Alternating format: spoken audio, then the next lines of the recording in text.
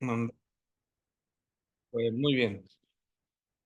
El día de hoy vamos a estar viendo el atributo de la santidad de Dios. Bueno, vamos a empezar. La clase pasada, nosotros estuvimos viendo el amor de Dios. El amor y la santidad son dos atributos importantes de Dios y y son atributos que en la teología se les llaman como atributos comunicables. Hay atributos comunicables y hay atributos incomunicables. Los atributos comunicables son los que Dios le comunicó al ser humano, porque el ser humano fue la única creación de Dios, donde Dios dijo en su palabra que nos hizo a su imagen y semejanza. Entonces, eh, si Dios nos hizo a su imagen y semejanza, quiere decir que no nos hizo idénticos, no nos hizo dioses, eso hay que tener cuidado. Pero sí nos dio algunos atributos que Dios posee y que nos transmitió, que nos comunicó, por eso son atributos comunicables. Dios es amor, ya lo vimos, pero no estamos deidificando el amor. O sea, el amor no es un Dios. Dios tiene amor, ¿no? Dios es santo, no la santidad es un Dios, sino Dios nos da a nosotros santidad. Entonces, y nos comunica santidad, claro, no la misma dimensión y proporción que tiene Dios, pero sí nos atribuye y nos pide, y ahorita es lo que vamos a estudiar el día de hoy, que seamos santos porque Él nos hizo esa imagen y semejanza. Yo creo que los papás, los que somos papás y los que van a ser papás, que tienen en su corazón algún día tener hijos, yo creo que todos anhelan que sus hijos sean como ellos, porque nadie aborrece su propia carne, ¿verdad? Aunque nosotros, tengamos defectos, pues nosotros queremos que nuestros hijos sean como nosotros. Dios quiere que seamos como Él. ¿En qué aspecto? En que mostremos amor. Primero que lo amamos a Él por encima de todas las cosas y luego que amemos a nuestro prójimo. Aquí está. Ajá.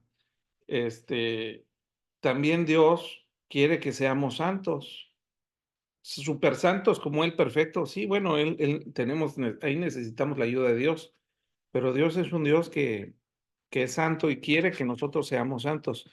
Bueno, hay otros que son incomunicables, o sea que Dios se lo reservó para Él mismo. ¿Como qué atributo no nos comunicó? La omnipotencia. Gracias a Dios que no nos dio la omnipotencia, ¿verdad? Porque imagínate que cualquiera pudiera hacer lo que le placiera y tuviera esa capacidad de hacer cualquier cosa, sería un peligro. ¿Qué otras cosas no nos dio? La omnisciencia, no lo sabemos todo, nosotros tenemos que aprender. Podemos llegar a conocer mucho. Hay personas que tienen estudios de doctorado, maestría y un montón de experiencia, sobre todo la gente mayor. Los ancianos, como les llama la Biblia, es personas no necesariamente grandes en edad, pero normalmente sí son grandes en edad porque son ancianos, porque son sabios. Y esa sabiduría la han adquirido a través del tiempo. Eh, la santidad de Dios. Vamos a estudiar este atributo que sí es comunicable. La santidad de Dios, según aquí los apuntes, quiere decir que Él está separado del pecado y dedicado a mantener en alto su honor.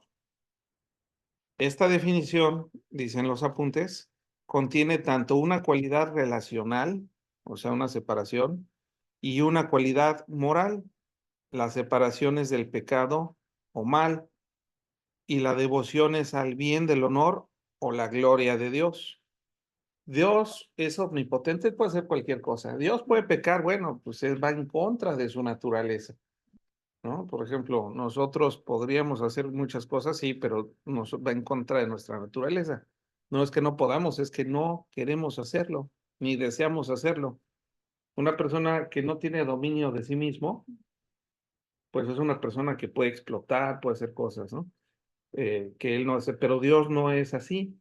Él todo lo puede, pero hay cosas de las que él se abstiene a hacer, como que del pecado. O sea, él se ha dedicado a mantener en alto su honor. Qué bueno que Dios es bueno, ¿verdad? Porque Dios es bondadoso. Qué bueno que Dios es santo y también es justo, que también es uno de los atributos que vamos a estudiar. Pero la santidad de Dios es algo que tiene una cualidad de estar separado, separado del mal, o por el otro lado de la moneda sería la devoción al bien, del honor o la gloria de Dios. Bueno, la idea de la santidad incluye la separación del mal, y la devoción a la gloria de Dios se halla en varios pasajes del Antiguo Testamento. La santidad, por tanto, se podría definir como la separación. Cuando decimos es una persona santa, es una persona apartada. ¿Apartada de qué? De lo malo, ¿no? No nomás es apartada, sino está apartado de lo malo, y eso es una persona santa. En la Iglesia Católica se les llama santos a solamente un bonche de personas que demostraron alguna cualidad y bajo ciertos requisitos, ¿no? De haber hecho un milagro y no sé qué tanto rollo, ellos se les considera santos. Pero la santidad no te hace Dios. Nosotros somos llamados a ser santos, y ahorita lo vamos a estudiar según la palabra de Dios y no ninguna tradición humana. La idea de la santidad entonces incluye la separación del mal, eh, y la palabra santo se usa para describir, por ejemplo, a ambas partes del tabernáculo. El tabernáculo que Dios le pidió a Moisés hacer, un templo. ¿Recuerdan cuando salen de Egipto y los vienen correteando Faraón, como que después de que dejó de ir a los israelitas, se arrepiente, ¿verdad? Y le da coraje, pero ya estaban en camino, ya se habían ido los israelitas. Entonces Faraón decide montar su ejército en caballos, carros, y ir tras los israelitas. Dios los defiende y se interpone entre los egipcios y los israelitas como una columna de fuego, de tal forma que les impidía el paso. ¿Para qué? Y luego, a través de un milagro que hace Dios con Moisés, que se abre el mar, eh, pueden cruzar todos los israelitas, que salió más o menos 2 millones de personas. Esa era la cantidad de personas que salieron de Egipto después de 400 años de cautiverio. De 95 que entraron en la época de José el Soñador, pero 400 años después ya eran más de 2 millones de personas que seguían en Egipto, pero ahora ya eran esclavos porque les empezaron a tener miedo a los egipcios, porque decían, este ya es un pueblo numeroso y es mejor tenerlos bajo el yugo de la esclavitud que después nos vayan a querer derrocar. Eh, entonces, esa presencia de Dios, que de día era un torbellino, dice la Biblia, un torbellino como de aire, y en la noche era como de fuego, era que los iba guiando por el desierto. La presencia de Dios entonces seguía a la nación de Israel. Dios le pide a Moisés y le da instrucciones para construir un tabernáculo, un templo. Y dentro de esas instrucciones y dimensiones, porque le da las dimensiones y todos los planos, le pide que el arca, que más bien que construya un arca, ¿verdad?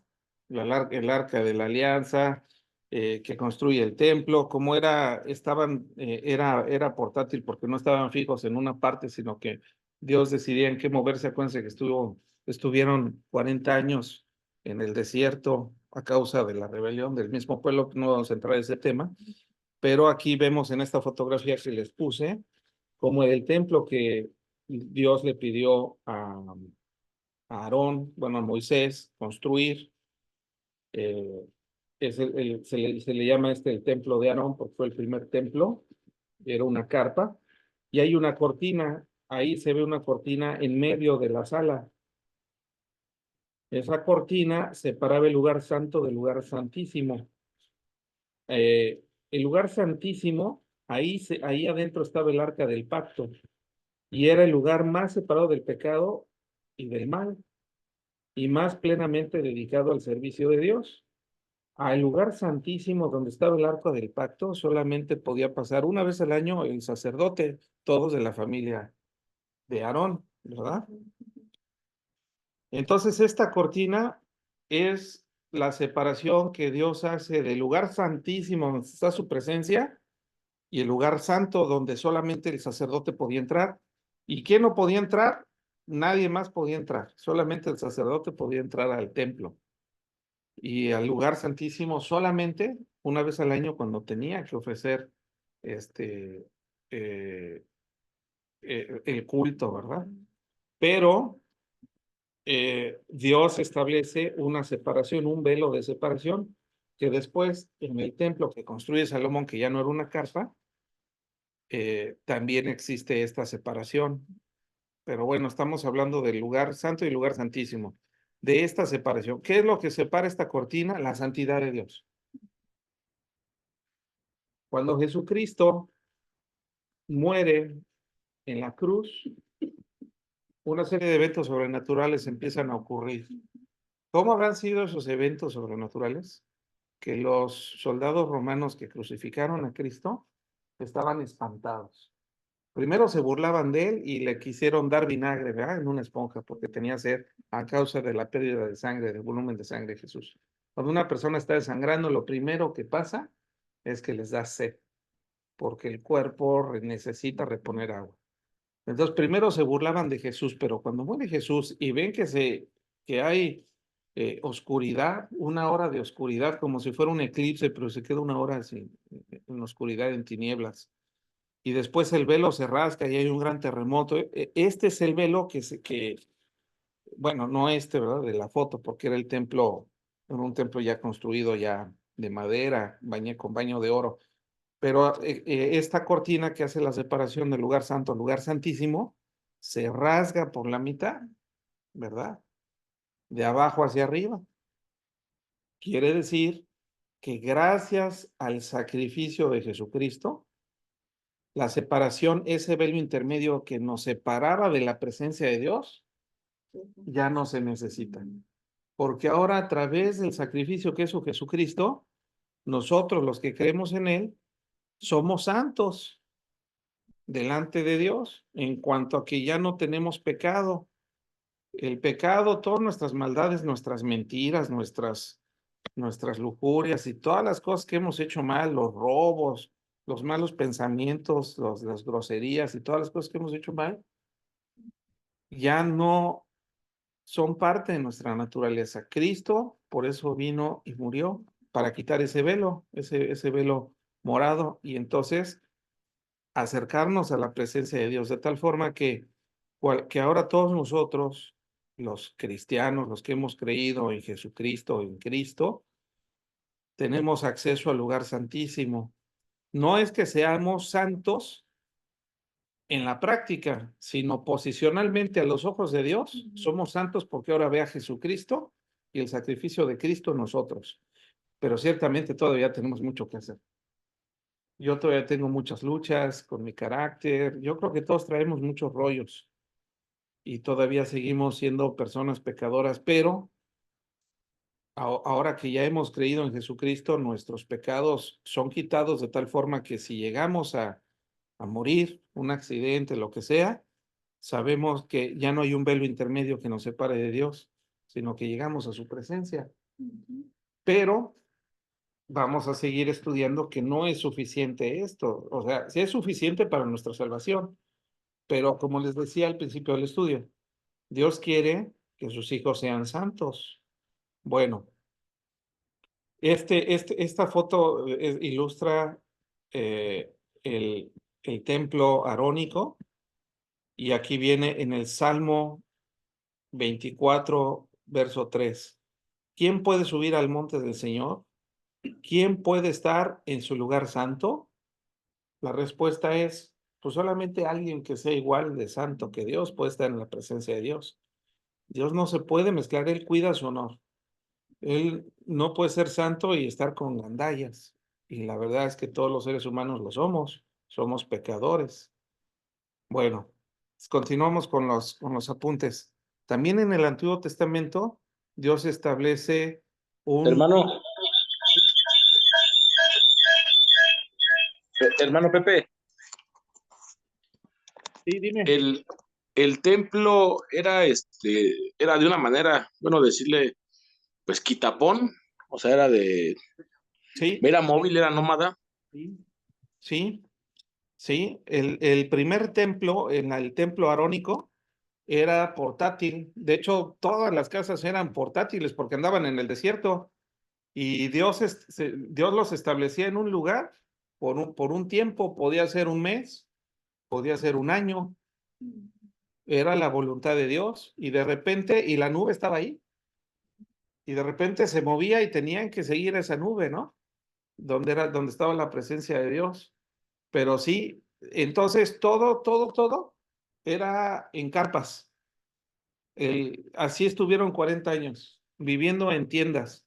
Por eso es que se celebra la fiesta del Sukkot, es la fiesta de los tabernáculos. Y precisamente esos tabernáculos son casas, son carpas, ¿no? Son tabernáculos porque eso nos hace recordar a través de esta fiesta, que es una fiesta que Dios manda en el libro de Levítico, eh, que toda la gente tenía que vivir en carpas.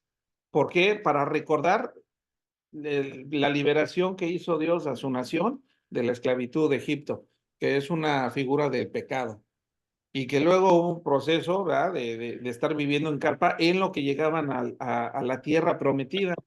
Por ejemplo, aquí, Gus, referente a tu pregunta, te voy a ampliar un poquito más la información. Todo el Antiguo Testamento, Dios no lo hizo por accidente. Todo tiene un significado y un simbolismo hacia el plan de Dios para la redención de la humanidad.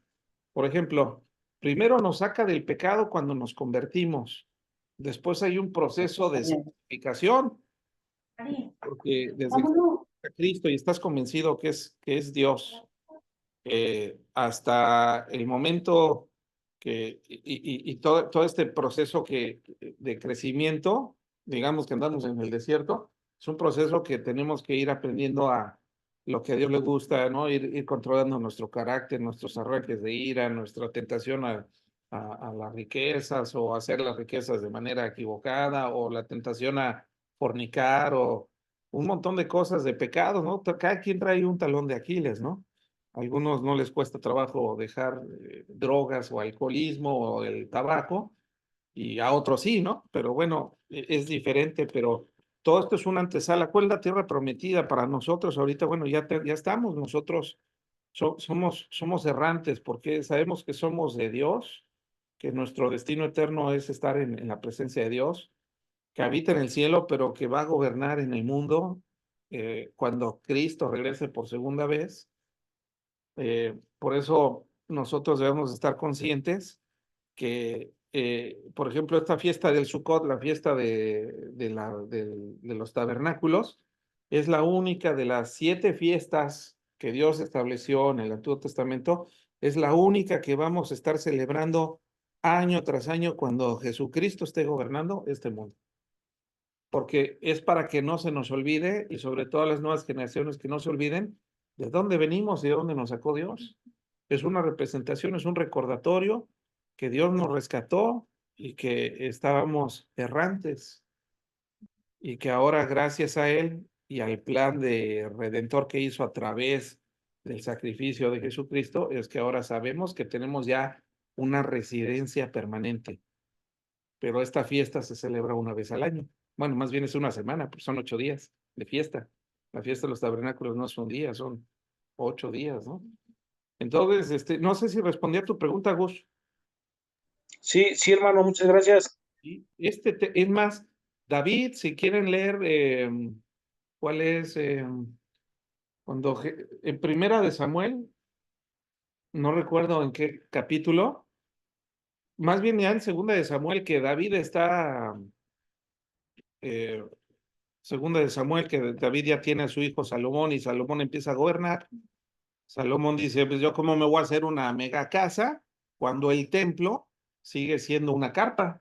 Entonces, construye su casa Salomón y luego construye el templo de Salomón. Pero es hasta Salomón cuando ya este tabernáculo ya no es portátil o movible, ya no es una carpa, pues ya es un edificio bien hecho, ¿no? Bien construido, con madera, sobre todo con madera, que eran los principales elementos, madera y piedra, ¿no? Constructivos. Pero sí, Y en estos tiempos, hermano, es el que dicen, este es el mismo templo que cuando se mande a construir es cuando ya estará cerca el regreso de Jesucristo, Bueno, este templo, fíjate, o no? fíjate que cuando Salomón construyó, digamos, el primer templo, porque realmente fue el primer templo, porque esta era una carpa, ¿no? Pero el primer templo que ya se construye en la ciudad de Jerusalén, es el templo de Salomón. Cuando viene la dispersión, Primera de Reyes 9:10, dice mi esposa, Primera de Reyes, capítulo 9, ahí pueden empezar a ver la historia, ¿no? Del primer templo, el templo de Salomón. Sí, Primera de Reyes, capítulo 6, desde ahí podemos entender cómo fue la historia de la construcción del templo, del templo, pero ya en la ciudad de Jerusalén, la ciudad santa. Esta carpa andaba en el desierto, en la península arábica, porque ahí es por donde, toda esa es la península del Sinaí, donde estuvieron dando vueltas por 40 años hasta que esa generación malagradecida murió de todos los que tenían 20 años hacia arriba. Solamente entraron a la tierra prometida los de 20 años hacia abajo. Y Caleb y su amigo, ¿verdad? Que fueron leales y fieles. Pero bueno, para no desviarnos, te decía del templo de Salomón, ese fue el primer templo. Cuando viene la cautividad babilónica y luego el saqueo, el templo pues es saqueado, es destruido, y luego viene la reconstrucción de la ciudad y del templo por medio de Esdras y Nehemías, más o menos 550 años antes de Cristo. Ese era el templo que ya no tenía el esplendor del templo que construyó Salomón, pero cuando viene Cristo, bueno, ese templo fue también zarandeado, ¿no? Pero bueno, cuando viene Jesucristo es el templo que estaba, pero en el año 60 después de Cristo, 66, bajo el emperador romano Nerón, son dispersados, es destruido ese templo y asesinados miles o cientos de miles de judíos. Fue otro evento, o sea, los judíos siempre han querido destruirlos. Y viene la dispersión. Por eso Jesucristo, no sé si se acuerdan en una predicación, bueno, que di ahí en Guadalajara, que hablé de la muerte de Cristo, la pasión de Cristo. eh, eh, eh, Ahí estábamos estudiando en Lucas que había unas mujeres que lloraban, eran mujeres, ¿cómo se les llama estas mujeres? Bueno, tienen un nombre, son como que mujeres profesionales del llanto, ¿no? Para llorar y hacer drama en los funerales. Esa era la costumbre. Murió alguien, voy a contratar un grupo de mujeres que hagan un escándalo porque, pues, y que estén llorando durante el funeral de mi familiar, ¿no? Era una costumbre ahí. Y Jesús, cargando la cruz, herido, golpeado, les dice, mujeres no lloren por mí. No sé si recuerdan ese pasaje. Playideras, son las playideras. Mujeres no lloren por mí, lloren por ustedes y por sus hijos, porque Jesús sabía que venía la destrucción escasos 30 años después de eso que estaba aconteciendo. Viene la destrucción del segundo templo y de ahí, Gustavo, ya no vuelve a levantarse un templo. Los judíos Sí, dispersados, viene la dispersión, los judíos se van por toda Europa, Asia, llegan al continente americano y no es si hasta 1957, 10 años después o algunos años después de que terminó la Segunda Guerra Mundial, que los judíos regresan a su tierra. Pero en 2000 años, Dios, como es un pueblo de Dios, y aquí vemos que Dios está con los judíos, no perdieron su identidad a pesar de que los judíos fueron a Polonia, a Alemania, a Francia, a México, a Bolivia, o sea, fueron dispersados, pero sus costumbres y su Biblia, que era la Torá, no se perdió, ¿verdad? Entonces, ahorita ya no hay ni mayas, ni toltecas, ni aztecas, ¿no? Más que los que bailan ahí en el Zócalo. Pero este pueblo no perdió su identidad en 2000 años de historia. Y ahora, en 1957, se establece nuevamente como nación Y ahorita pues están en lucha, ¿no? Contra Hamas y Hezbollah, porque ese es contra los terroristas, no contra la población, con la que tienen pleito ahorita en el Medio Oriente. Pero bueno, cuando venga Cristo por segunda vez, para ese entonces ya se habrá construido el tercer templo, el famoso tercer templo. Ahorita van dos templos, el de Salomón y el que fue destruido por Nerón. Y ahora se va a volver a construir un tercer templo, nada más que aquí no sabemos cómo ni cuándo, porque en donde debería de estar el templo está la mezquita dorada, de la cúpula dorada, y es un lugar sagrado para los musulmanes. Entonces esto ya va a ser bajo el poder del anticristo, que va a lograr una paz entre judíos y musulmanes islámicos para que puedan cohabitar tanto en la ciudad de Jerusalén como en un templo. Pero ese es el templo. Este no es, este es el templo arónico. Este no vale. Los templos que valen son los que se construyen en la ciudad santa, en Jerusalén. Este templo era una carpa y andaba, era portátil, ¿no? Este andaba en el desierto, hasta que Sí. van a la tierra prometida y se establecen ya en la ciudad. Bueno, eh, si hubo algo que no expliqué bien, háganmelo saber.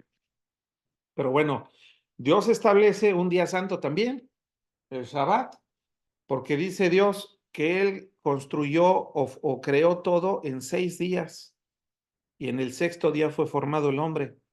Por eso la marca del diablo y del anticristo es el 6, ¿verdad? El número es porque es el número del hombre, pero también es la trinidad diabólica, ¿no? El hombre más Satanás, ¿no? Por eso es el 666, la marca de la bestia del que habló el profeta Daniel. Eh, pero Dios establece un día santo, el sábado. ¿Por qué? Porque era el último día. Dios empezó a trabajar el domingo. El domingo fue el primer día de la semana. Trabajó 6 días y el séptimo descansó. Trabajó de domingo a viernes y el sábado descansó y Dios estableció ese día y lo consagró y lo santificó. Es decir, ese día es un día especial porque es el día que Dios otorga el descanso. Nosotros ahora en esta sociedad occidental estamos acostumbrados a descansar 2 días, sábado y domingo, pero los judíos, si se fijan, ellos descansan el sábado y no vas a encontrar un negocio judío que esté abierto el sábado, pero sí el domingo, ¿no? Excepto en el centro de la Ciudad de México, que el domingo nadie puede abrir, pero eso es por regulación. Entonces, Dios lo santifica el sábado. Nosotros, por ejemplo, como cristianos, nosotros somos judíos, nosotros también tenemos un día sagrado por el domingo. ¿Por qué el domingo? Pues porque el domingo resucitó nuestro Señor Jesucristo. Entonces, normalmente el domingo lo ocupamos para ir a la iglesia, bueno, a la congre, para adorar a Dios, pero tenemos un día especial. Hay algunos falsos cristianos que han dicho que si no trabaja, que tiene que ser el sábado. Bueno, se llaman judaizantes. Quieren imponernos en nosotros, que no somos judíos, costumbres judías, pero pues no solamente es el sábado. Por ejemplo, los adventistas, que se dicen ser cristianos, pues es una secta. Ellos dicen que si trabajas, si no guardas el sábado, te vas al infierno. O sea, están mezclando que la salvación entonces por descansar el sábado y guardar el Shabbat, cuando somos pecadores y solamente la sangre de Cristo nos limpia del mal. Es lo único que hizo que se rompiera ese velo intermedio, ¿verdad? Pero bueno, esto es un ejemplo de que Dios ve la santidad como algo muy serio. Por eso santificó un día para recordarnos a nosotros que hay un día que Dios separó de las actividades ordinarias del mundo y está dedicado al servicio a Dios. Punto. Dios quiere que lo tengamos presente en nuestra vida, ¿verdad? Dice los apuntes, de la misma manera que el tabernáculo y el altar, así como también Aarón y sus hijos debían ser santificados, Éxodo 29:44, es decir, apartados de las tareas ordinarias y de la maldad y los pecados del mundo, dedicados al servicio de Dios. Primero fue el sacerdocio arónico y después ya cuando vienen, después ya fue de los levitas, ¿verdad? Pero al principio era arónico el sacerdocio. Es decir, ellos, al ser de la familia de Aarón, no tenían por qué trabajar o cultivar la tierra o criar animales para comer. Los demás tenían que aportar. Como nosotros, que hay gente que está dedicada de tiempo completo al servicio de Dios, nuestros pastores y otras personas, y nosotros el domingo pues damos una ofrenda, ¿verdad? Un dinerito. ¿Para qué? Pues para que salgan de ahí los gastos, porque estas personas están de tiempo completo dedicadas a servir a Dios. Son servidores de Dios y cuidan del rebaño, de la iglesia. Bueno, Dios mismo se autollama a sí mismo como el Santo de Israel, o Santísimo, también lo declaran las Escrituras.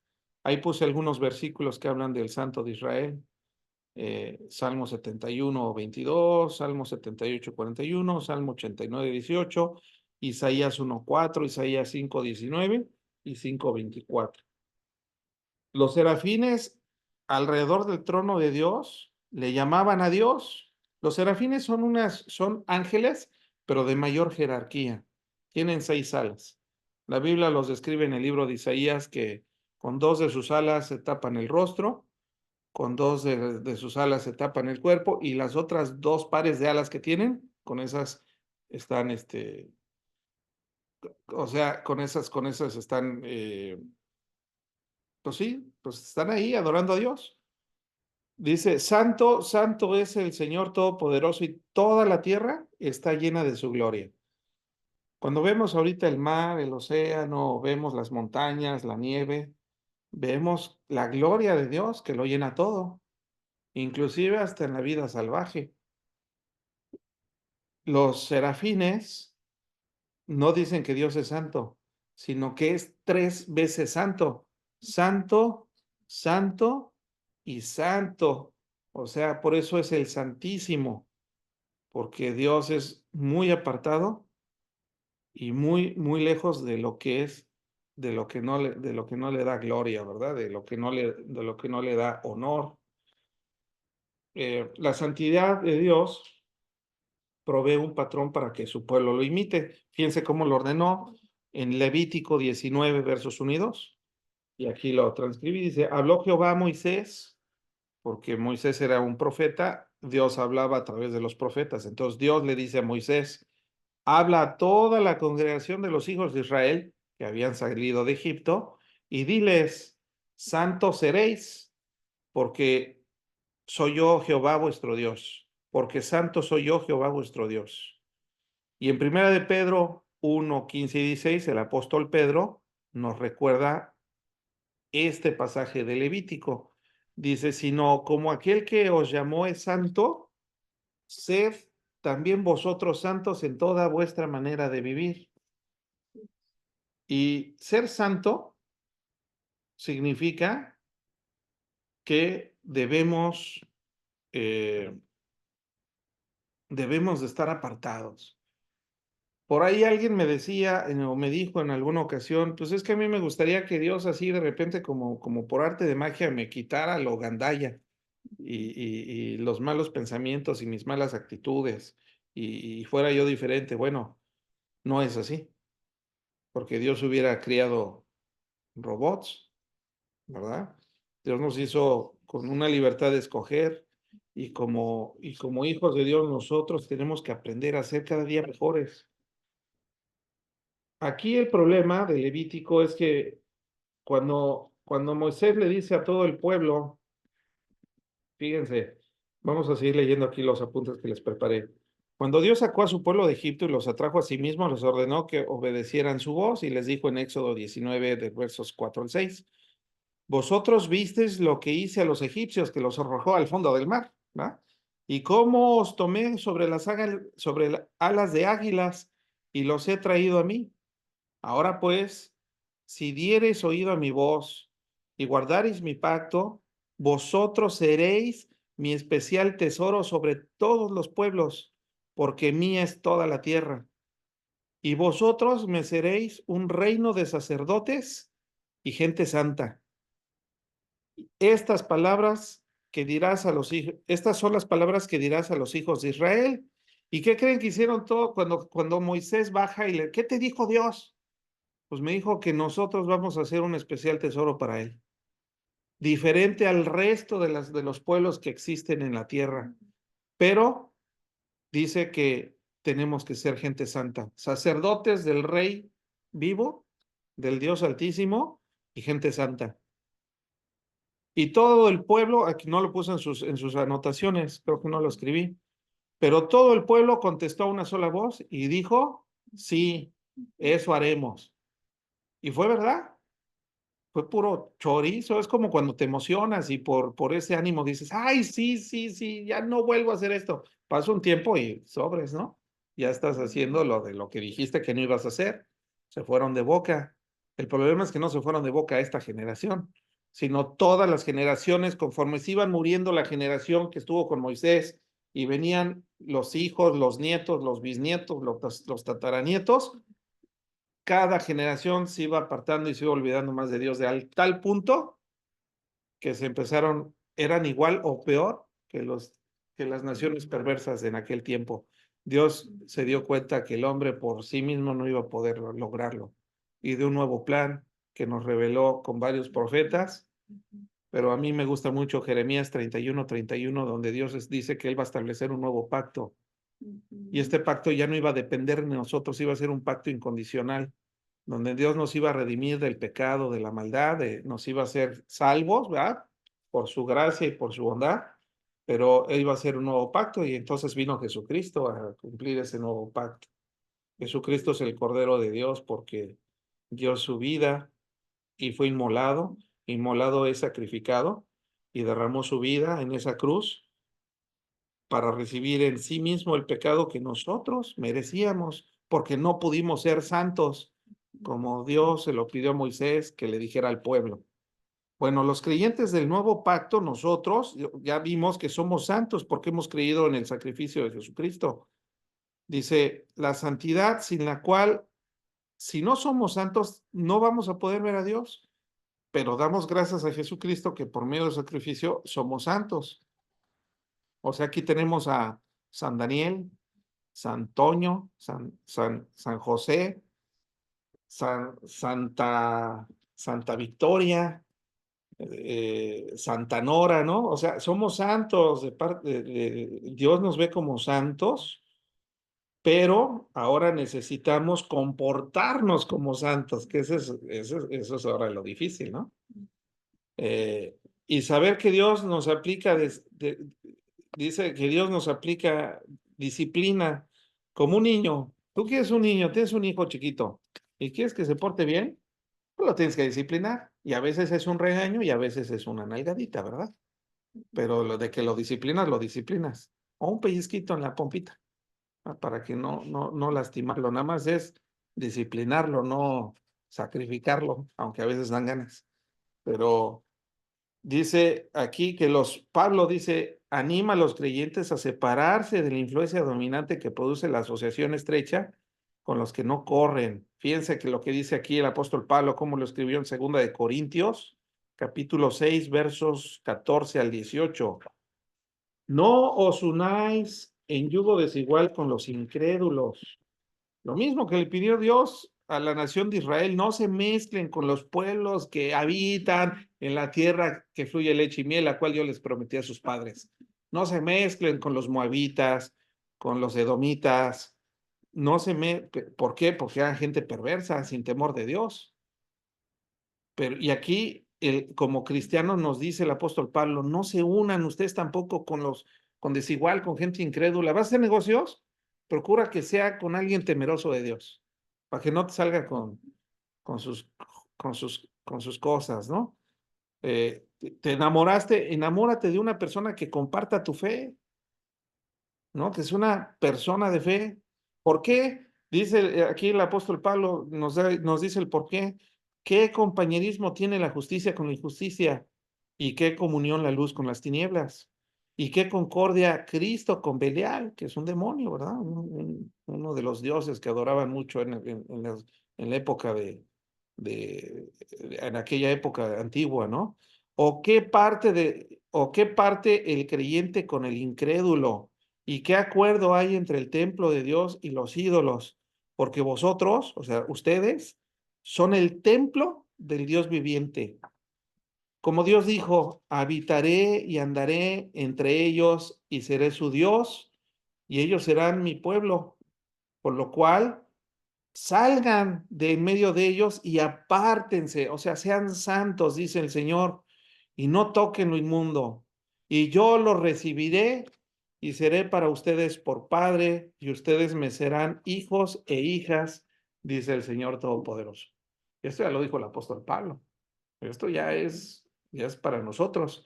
El apóstol Pablo continúa en el siguiente capítulo de la misma carta y dice, así que amados, puesto que tenemos tales promesas, limpiémonos de toda contaminación de carne y de espíritu, perfeccionando la santidad en el temor de Dios.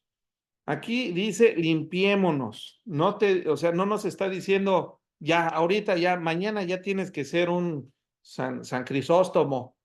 No, no, espérate. Es un proceso. Cuando tú tomas por ejemplo, una casa que está sucia, porque estuvo mucho tiempo deshabitada o porque hiciste fiesta, pues no la limpias de un segundo a otro. Hay un proceso de limpieza. Primero vas a sacar la basura grande, ¿no? Después acomodas los muebles, después ya viene, al final viene el trapeador, al final viene un montón pero es un proceso. Nosotros como cristianos debemos de entrar en un proceso donde cada día, entre más tiempo pasemos con Dios o en la fe, más santos tenemos que ser. Estos estudios, yo felicito mucho a todos los que están aquí acompañándome en este estudio, porque estas palabras que estamos estudiando no son palabras de José, ¿verdad? Del brother José, del hermano Pepe Baraja, sino son palabras de Dios. Y siendo palabras que vienen del Dios vivo, Hebreos 4 dice que la palabra de Dios es viva y eficaz. Tiene, tiene un espíritu que se llama Espíritu Santo. Y estas palabras nos limpian nuestro corazón, nuestra mente, fortalecen nuestra fe. Y esta fe crecida produce en nosotros una mayor santidad. Se te cierra alguien en la calle y como vienes acá con todo en el Señor, porque hiciste tu devocional, no reaccionas, ¿no? Y así viene una tentación, no caes en esa tentación. ¿Por qué? Porque estás firme en tus convicciones. Entonces, la palabra de Dios nos va limpiando y nos va haciendo madurar. ¿Por qué? Porque es un proceso de santificación.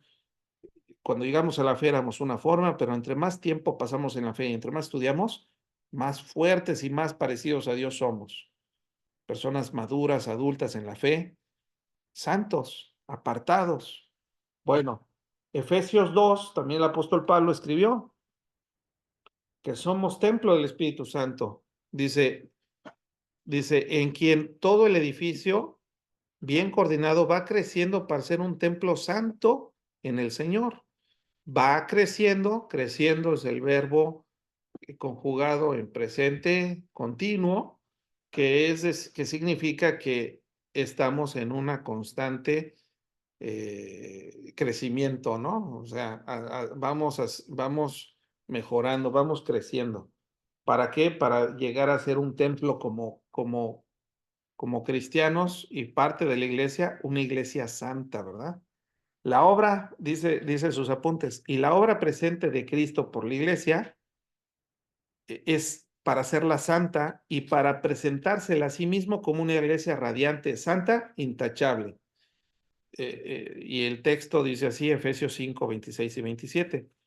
Cristo, dice, para santificarla, habiéndola purificado por el lavamiento del agua por la palabra, a fin de presentársela a sí mismo una iglesia gloriosa, que no tuviese mancha, ni arruga, ni cosa semejante, sino que fuese santa y sin mancha. Bueno, la voluntad de Dios para nosotros es que seamos santos, que no tengamos defectos.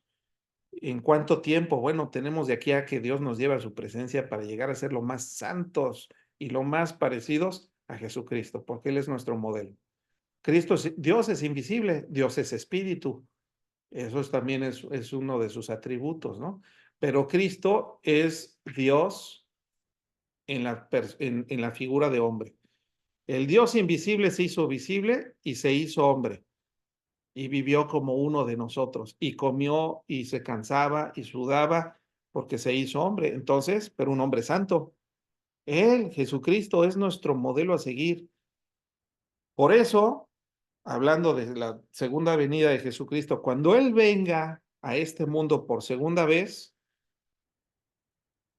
Cristo va a venir por una iglesia perfecta, sin arruga ni cosa semejante. Una iglesia santa, perfecta.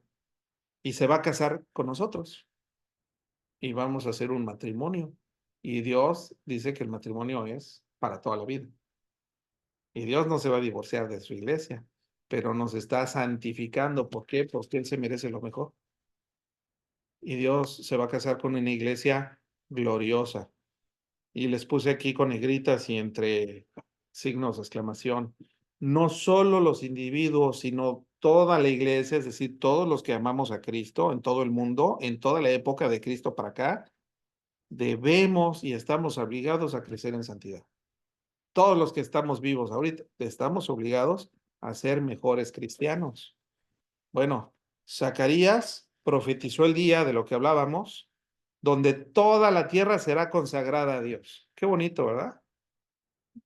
Dice, en aquel día que los cascabeles de los caballos llevarán esta inscripción, consagrado al Señor. Las ollas de cocina del templo del Señor serán como los tazones sagrados que están frente al altar del sacrificio. Toda olla de Jerusalén y toda Judá será consagrada al Señor Todopoderoso.